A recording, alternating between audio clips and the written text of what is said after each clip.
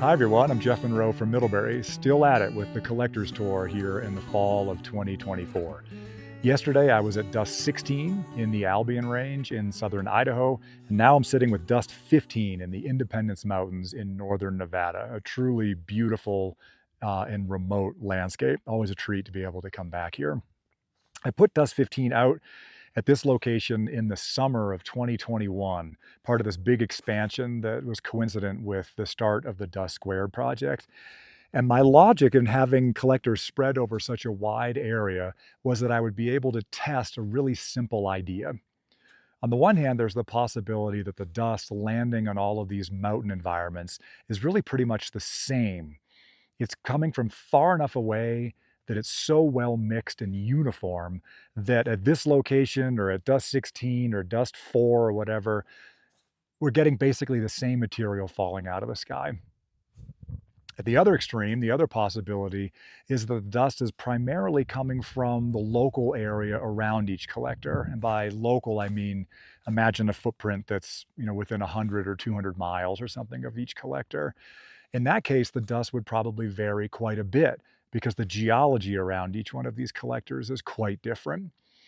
So right after the collectors had been out for a year and I had the first dust samples from all of them, I was able to dive in and look at their color and look at their mineralogy and look at their chemistry and look at their isotope fingerprint and so on. And I discovered that actually they vary quite a bit.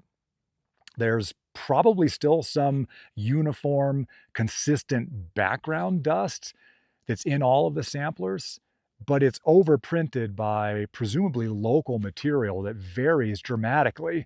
The color even would vary quite a bit. The dust that was down in the La Salle Mountains outside of Moab and the Red Rock country was actually red. The dust that's in the Uintas is a little bit more of a pinkish color because of the rocks that are around that area. The dust in the urban collectors, which we haven't visited yet, in Salt Lake City is kind of dark and sooty. The dust that was out here was grayer. And the mineralogy varied, the geochemistry varied a lot, and the isotope fingerprints were all completely different. So from that, I conclude that actually a lot of the dust, can't say it's all the dust, but certainly a lot of the dust that lands in these mountain environments doesn't come from very far away.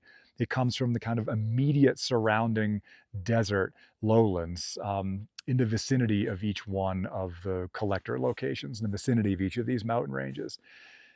That's a insight that actually has some management implications, right? We know the dust is important to how these mountain ecosystems operate.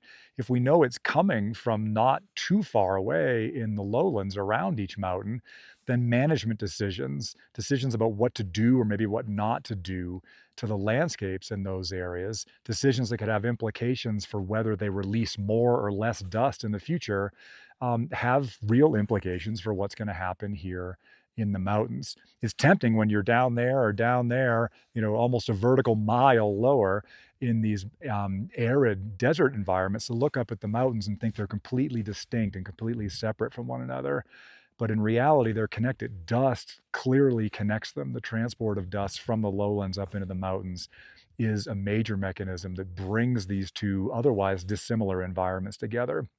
So I thought that was a really exciting insight, even from the first year of dust.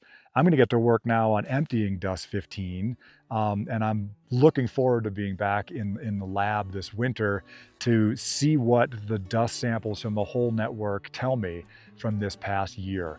Are they, again, different from site to site? Are they different from site to site in the same ways that they were different from site to site in previous years? Stay tuned. Only the lab work will be able to tell. But thank you, as always, for watching this. Thanks to the Humboldt-Toyabe National Forest for permission to deploy dust 15, and thanks to the National Science Foundation for their continued support of the Dust Squared project.